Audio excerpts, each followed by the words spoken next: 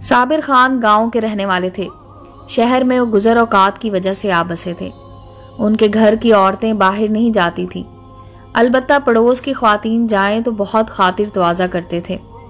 کسی نے ان کو کبھی گھر سے باہر جھانکتے نہیں دیکھا تھا۔ صابر خان چاچا کی بد نصیبی کہ ان کے گھرانے کی قسمت میں بدنامی کا داغ لکھا گیا تھا، شاید اسی کو تقدیر کہتے ہیں۔ ایک صبح ایک خبر سارے محلے میں پھیل گئی کہ خان چاچا کی لڑکی گھر سے بھاگ گئی ہے۔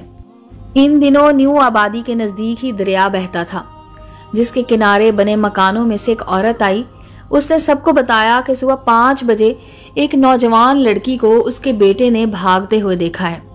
عورت نے کہا، میرے بیٹے نے اس لڑکی کو آوازیں بھی دیں کہ کون ہو اور کہاں جا رہی ہو، رک جاؤ، مگر وہ نہ رکی اور بھاگتے بھاگتے دریا کی طرف چلی گئی۔ خان چاچا کی تو بری حالت تھی کہ صبح جب وہ نماز کے لیے اٹھے اور بچیوں کو جگایا کہ نماز پڑھیں، تب سجیلا کا بستر خالی تھا۔ بہنوں نے اسے ڈھونڈا پر وہ کہیں نہ تھی۔ وہ ابھی اس پریشانی میں مسجد سے لوٹ رہے تھے کہ عورت کو دیکھا جو نمازیوں کو یہ واقعہ بتا رہی تھی۔ خان چاچا کا کنبہ پہاڑی کی ٹکڑیوں پر جوار اور چنے کی فصل اگاتا تھا اور بھیڑ بکریاں پالتا تھا۔ کئی سال پہلے خشک سالی سے بھیڑ بکریاں مر گئیں اور تمام غلہ ختم ہو گیا، تو مزدوری نہ ملنے کی وجہ سے شہر میں آ گئے۔ وہاں ان کا ایک رشتہ دار سرکاری ٹھیکیدار کے پاس ملازم تھا۔ وہ مزدوروں کی بھرتی کیا کرتا تھا۔ ان کو یہاں کام تو مل گیا، لیکن خان غریب کی عزت چلی گئی۔ چاچی بیچاری کی بری حالت تھی، روتے روتے بے ہوش ہو جاتی۔ تبھی ان کے گھر پڑوسی جمع ہو گئے، کیونکہ رونے کی آواز پر ان کو بھی سنگن مل گئی کہ کوئی سانحہ ہو گیا ہے۔ اس وقت خان چاچا کسی سے ملتا تو کیا، خود کو بھی منہ دکھانا نہ چاہتے تھے کہ وہ کسی کو منہ دکھانے کے قابل کب رہے تھے، مگر ہمدردی کرنے کے بہانے ایسے موقعوں پر سرگوشیاں کرنے سے باز نہیں آتے۔ ان طرح طرح کی باتیں بنانے والوں کو بھی خان چاچا سے ہمدردی ہو گئی تھی۔ ان میں سے ایک محلے دار نے مشورہ دیا کہ پولیس میں رپٹ نہ کرائیں، بات تھانے تک پہنچ گئی تو رسوائی ہوگی، کہ آج کل کی پولیس کا بھی اعتبار نہ تھا، یہ خود مدعی کو بھی پھنسا دیتے تھے۔ اس غریب آبادی میں رہنے والوں نے اپنے طریقے سے گمشدہ لڑکی کا سراغ لگانے کی کوشش کی، مگر کسی نے کبھی خان چاچا کی لڑکی کی صورت بھی نہ دیکھی تھی۔ ان کے گھر سے کسی بچی یا عورت کو غیر لڑکے سے بات چیت تو دور کی بات، دروازے سے جھانکتے ہوئے بھی نہ پایا گیا تھا۔ لڑکی کا نام سجیلا تھا، مگر اس کے بھائیوں کو بھی خوف تھا کہ بات اخبار والوں تک نہ پہنچ جائے، ورنہ بیچارے صابر چاچا ایسے شریف آدمی کی عزت شہر سے ہی نہیں اس کے اپنے گاؤں سے بھی چلی جائے گی، کیونکہ اخبار میں چھپی ایسی خبروں کی باز گشت کسی ذریعے سے گاؤں والوں تک پہنچ جاتی تھی۔ 15 دن اسی ادھیڑ بن میں لگ گئے، لڑکی کا پتہ نہ چلا کہ کدھر گئی۔ ایک روز اچانک ایک ویلفیئر ٹرسٹ نے رابطہ کیا کہ آپ کی لڑکی ہمارے پاس ہے، آ کر لے جائیے۔ ویلفیئر والوں کا لیٹر لے کر صابر چاچا محلے کے ایک معزز بزرگ کے پاس گئے اور ان کو دکھایا۔ انہوں نے کہا کہ یہ ٹرسٹ والے ٹھیک ہیں، قبلہ آپ اسی وقت تیاری کیجئے، میں آپ کے ساتھ چلتا ہوں۔ اس طرح وہ فوراً ان کے ہمراہ روانہ ہو گئے۔ پتہ چلا کہ سجیلا کسی کے ساتھ نہیں بھاگی تھی، نہ کسی کے پیچھے گئی تھی، کسی بری نیت یا کسی برے ارادے سے بھی گھر نہیں چھوڑا تھا۔ بات صرف اتنی تھی کہ کچھ دنوں سے اس لڑکی کو ہسٹریا کے دورے پڑنے لگے تھے، اور لڑکی کی ماں نے سمجھا کہ اس کی بیٹی کو آسیب ہو گیا ہے، لہٰذا یہ بات اس نے سب سے چھپا لی۔ اس کا خیال تھا کہ میں نے کسی کو بتا دیا تو یقیناً لوگ سجیلا کو آسیب زدہ سمجھ کر اس کا رشتہ نہیں لیں گے۔ بات پھیلنے کے ڈر سے چاچی نے نہ تو سجیلا کی کیفیت کا کسی سے ذکر کیا اور نہ ہی اس کے علاج معالجے کی طرف توجہ دی، یہاں تک کہ اس نے اپنے شوہر تک کو نہ بتایا کہ سجیلا کی ایسی حالت ہو جاتی ہے کہ وہ ہوش کھو دیتی ہے۔ باپ اور بھائی تو سارا دن مل کی زیر تعمیر بلڈنگ پر کام کرتے اور تھک کر لوٹتے تو گہری نیند سو جاتے تھے۔ اس رازداری کا یہ انجام ہوا کہ سجیلا کو ایک روز جب دورہ پڑا تو صبح دم گھر والوں کو سوتا چھوڑ کر باہر نکلی اور بھاگتے بھاگتے دریا کنارے پہنچی اور دریا میں جا پڑی۔ وہاں کنارے کے قریب ناؤ والے مچھیرے رہتے تھے، ان میں سے 2 آدمی کنارے آ چکے تھے۔ انہوں نے فوراً ناؤ سے چھلانگ لگا دی۔ یہ موسم ایسا تھا کہ دریا میں پانی کم تھا، وہ اچھے تیراک بھی تھے، لڑکی کو بچانے میں کامیاب ہو گئے۔ انہوں نے لڑکی کو کنارے لا کر الٹایا اور اس کے شکم سے پانی نکالا، مگر اس وقت تک سجیلا کی حالت خراب ہو چکی تھی۔ لہٰذا سوچا کہ اس کو ہسپتال لے جانا چاہیے۔ انہوں نے ایک گاڑی سے درخواست کی۔ گاڑی بان نے ان سے کہا کہ تم جو پرائی لڑکی کو اس طرح ہسپتال لے جا رہے ہو یہ تمہاری غلطی ہے۔ اگر لڑکی اس دوران مر گئی اور تمہارے دفاع میں کوئی بیان نہ دے سکا تو تم پر قتل کا شبہ ہو سکتا ہے۔ ممکن ہے کہ اس کے ورثہ با اثر لوگ ہوں تو تم غریب لوگ کس طرح اپنی جان بچاؤ گے؟ گاڑی بان کی بات سن کر ان مچھیروں کے ہوش اڑ گئے۔ وہ تو نیکی کرنے چلے تھے اور یہاں بدی ان کے گلے پڑ رہی تھی۔ گاڑی بان کے مشورے سے انہوں نے اسے ہسپتال لے جانے کی بجائے نزدیک ہی قریبی جھاڑیوں میں پھینک دیا۔ اتفاق سے وہاں ایک ویلفیئر ٹرسٹ کا رضاکار گزر رہا تھا۔ اس نے لڑکی کو بے ہوش پڑے پایا تو اپنی ایمبولنس پر ہسپتال پہنچا دیا۔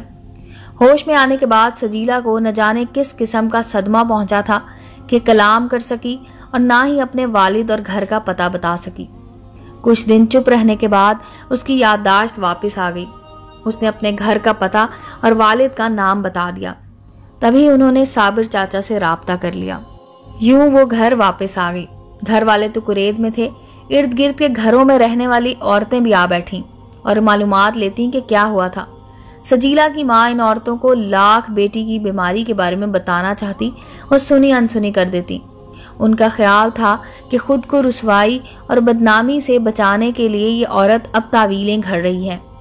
لوگ ایسی باتوں کا یقین کم کرتے ہیں، جبکہ لڑکی کے گھر سے غائب رہنے کی بات تو کھل چکی تھی۔ سب سے قابل رحم حال چاچا صابر کا تھا، جو اب آنکھ ملا کر کسی سے کلام کرنے کے قابل نہ رہے تھے۔ گویا اس صدمے سے وہ جیتے جی مر گئے تھے۔ مل میں جانا بھی انہوں نے ترک کر دیا تھا، گھر سے کترانے لگے تھے۔ جوان بیٹی کے گھر سے بھاگ جانے کی خبر نے ان کی سفید داڑھی میں کالک مل دی تھی۔ جتنے لوگ تھے اتنی ہی قیاس آرائیاں اور کہانیاں بھی تھیں۔ ہر روز وہ ایک دوسرے کو سجیلا کے اندیکھے محبوب کے بارے میں نیا قصہ سنا دیتے تھے۔ ان حالات میں کوئی غیرت مند باپ کس طرح رہ سکتا ہے؟ صابر چاچا کا بھی اب یہاں رہنا دشوار ہو گیا تھا۔ انہوں نے کرائے کا مکان واپس کر دیا اور کنبے کو لے کر واپس گاؤں لوٹ آئے۔ گاؤں میں فی الحال تو اس واقعے کی بھنک کسی کے کان میں نہیں پڑی تھی۔ لوگوں کو علم نہیں تھا کہ وہ شہر کو خیر بات کہہ کر کیوں واپس گاؤں آ گئے ہیں۔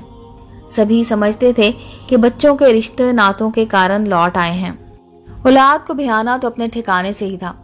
لوگوں نے جب پوچھا، چاچا نے کہا، شہر کے جھنجٹوں سے جی اکتا گیا تو سوچا پیرانہ سالی میں اپنا آبائی گاؤں ہی بہترین ٹھکانہ ہوتا ہے، کیوں آخرت میں مٹی خراب کروں؟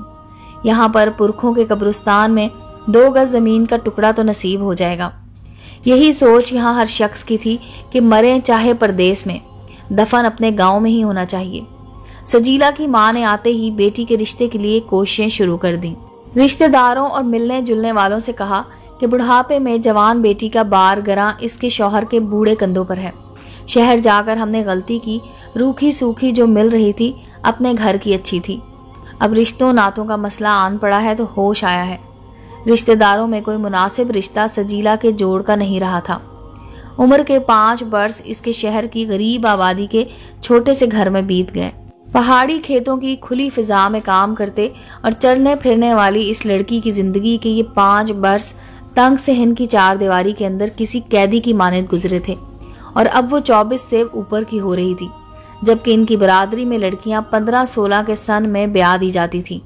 ماموں کی کوشش سے سجیلا کا رشتہ بالآخر ساتھ والے گاؤں کے گلہ بانوں میں کر دیا گیا۔ حالانکہ سجیلا کے بچپن میں اس کا رشتہ چچا کے لڑکے سے طے تھا، مگر چھوٹے بھائی نے کسی رنجش کی بنا پر یہ رشتہ ختم کر دیا تھا۔ سجیلا کی شادی ہو گئی اور وہ بیاہ گھر چلی گئی۔ یہ لوگ بھی گلہ بان ہی تھے، جانور پالتے اور بھیڑ بکریاں چراتے تھے۔ بیٹی جب اپنے گھر کی ہو جائے تو ماں باپ سکھ کا سانس لیتے ہیں، جبکہ لڑکی آسیب زدہ ہو۔ مگر سجیلا کا معاملہ کچھ اور ہی تھا۔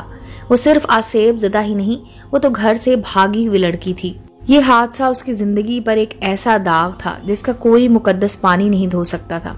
اگرچہ ماں باپ نے شکر کیا تھا کہ وہ واقعہ شہر میں ہوا، اس کی خبر گاؤں والوں کو نہ ہوئی اور ان کی بیٹی اپنے گھر کی ہو گئی، تاہم ایک دھڑکا سا تھا کہ وہ کبھی باہر نکل گئی تو وہ سجیلا کی بے گناہی کا ثبوت بھی نہیں دے سکتے تھے۔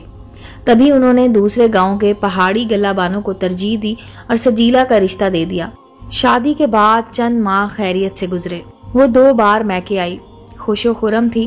ایک روز صبح ہی صبح اس کے سسرال کے گاؤں سے ایک آدمی آیا اور اس نے یہ روح فرسا خبر سنائی کہ سجیلا کے شوہر اور دیوروں نے مل کر اس کا کام تمام کر دیا ہے، کیونکہ شہر میں رہنے والے ان کے رشتہ دار نے بتایا کہ وہ گھر سے بھاگ گئی تھی اور 15 دن غائب رہی تھی۔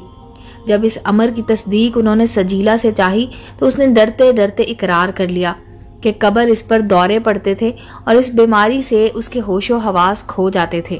ایک دن اسی عالم میں اس نے گھر سے باہر قدم رکھ دیا، پھر نہیں معلوم اسے کیا ہوا، لیکن وہ ایک ایسے گھر پہنچ گئی کہ ان لوگوں نے 2 ہفتے بعد اس کو واپس اس کے والد کے حوالے کر دیا۔ سچائی تو یہی تھی، مگر اپنی بے گناہی کا وہ کوئی ثبوت پیش کرنے سے قاصر تھی۔ گاؤں کے ان پڑھ لوگوں نے کب سمجھنا تھا کہ اس کا کوئی نفسیاتی مسئلہ بھی ہو سکتا ہے۔ اس کے بیان کو شوہر اور سسرال والوں نے گناہ کا اقرار ہی سمجھا۔ انہوں نے اس بات کی زحمت بھی گوارا نہیں کی کہ صابر چاچا کے پاس آ کر تصدیق چاہتے۔ گاؤں کے لوگ ویسے بھی قدامت پسند ہوتے ہیں، اپنی روایات کے آگے کوئی عقلی دلیل ان کو متاثر نہیں کر سکتی۔ جب کوئی لڑکی ان پہاڑوں پر بسنے والوں کی بہو بن جاتی تھی، وہ سسرال والوں کی ملکیت ہو جاتی تھی، جیسے کوئی گائے یا بکری ہو، جی چاہے اس کو رکھیں، اگر قصوروار ہو کاٹ کر پھینک بھی سکتے ہیں۔ کچھ ایسے بھی ان میں ہوتے ہیں جو جان لینا کسی باعث مناسب نہیں جانتے۔ تب ایک دوسری راہ بھی ہے کہ وہ اس لڑکی کو فروخت کر دیتے ہیں، تاہم اکثر اس لیے بھی مار دینے پر مجبور ہوتے ہیں کہ اگر انہوں نے ایسا نہ کیا تو علاقے کے لوگ ان کو بے غیرت سمجھیں گے اور برادری ان کا حقہ پانی بند کر دے گی، یعنی کہ وہ برادری بدر ہو جائیں گے۔ اس طرح ان کا سماجی مرتبہ متاثر ہو اور وہ سر اٹھا کر نہ جی سکیں گے۔ برادری کی رضامندی سے ہی انہوں نے یہ قدم اٹھایا تھا۔ اسی سبب لڑکی کے میکے والوں نے ان کے خلاف کوئی کارروائی نہ کی کہ انہوں نے غیر برادری ہونے کے سبب لڑکی کے باپ کو مطلوبہ تعداد میں بھیڑیں دے دی تھیں، اور یہ ان کے رواج کے مطابق تھا۔ یوں ایک معصوم بے قصور لڑکی اپنی جان سے چلی۔ اگرچہ یہ واقعہ کافی عرصہ قبل کا ہے، لیکن آج بھی یہاں ریت و روایات کی پاسداری بہت اہمیت رکھتی ہے۔ جس لڑکی یا عورت پر بد چلنی کا الزام ہو، اس کے لیے اس قسم کی سزا باعث تعجب نہیں سمجھی جاتی۔ پھر نہ اس کی قبر بنتی ہے اور نہ وہ گاؤں میں کسی درخت کی چھاؤں تلے دفنائی جاتی ہے۔ امید ہے دوستو سٹوری اچھی لگی ہوگی۔ چینل کو لائک اور سبسکرائب کریں اور بیل آئیکن کا بٹن دبانا مت بھولیں تاکہ ہر نئے آنے والی سٹوری کا نوٹیفیکیشن آپ کو مل سکے۔ ملتے ہیں اگلی سٹوری کے ساتھ۔